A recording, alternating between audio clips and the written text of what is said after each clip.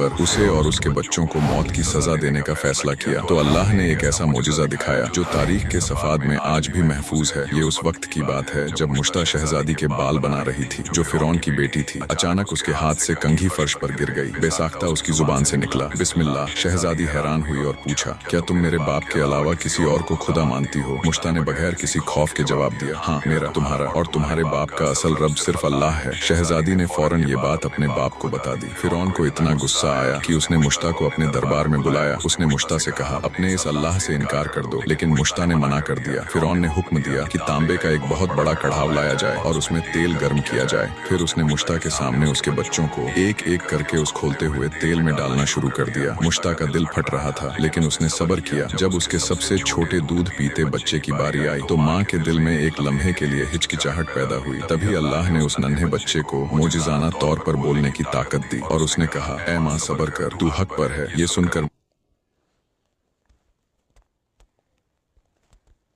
मुश्ता का ईमान और मजबूत हो गया। उसने खुद उस आग में छलांग लगा दी और अपने बच्चों के साथ शहीद हो गई। लेकिन कहानी यहीं खत्म नहीं होती। जब नबी करीम सल्लल्लाहु अलैहि वसल्लम मेराज के सफर पर थे तो आप सल्लल्लाहु अलैहि वसल्लम को एक बहुत प्यारी खुशबू महसूस हुई। आप सल्लल्लाहु अलैहि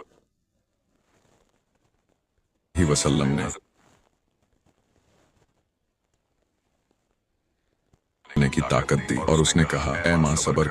उसने सब्र किया। जब उसके सबसे छोटे दूध पीते बच्चे की बारी आई तो माँ के दिल में एक लम्हे के लिए हिचकिचाहट पैदा हुई। तभी अल्लाह ने उस नन्हे बच्चे को मोजिज़ाना तौर पर बोलने की ताकत दी और उसने कहा, ऐ माँ, सब्र कर, तू हक पर है। ये सुनकर मुश्ता का ईमान और मजबूत हो गया। उसने खुद उस आग में छलांग लगा दी और अपने बच्चों के साथ शहीद हो गई। लेकिन कहानी यहीं खत्म नहीं होती। जब नबी करीम सल्लल्लाहु अलैहि वसल्लम मेराज के सफर पर थे तो आप सल्लल्लाहु अलैहि वसल्लम को एक बहुत प्यारी खुशबू महसूस हुई। आप सल्लल्लाहु अलैहि वसल्लम ने हजरत जिब्राइल अलैहिस्सलाम से पूछा, ये कैसी खुशबू है? जिब्राइल ने बताया, ये मुश्ता और उसके बच्चों की कब्र से आने वाली जन्नत की खुशबू है। अगर आपको भी लगता है कि अल्लाह अपने नेक बंदों को कभी नहीं भूलता तो कमेंट में दिल से लिखिए।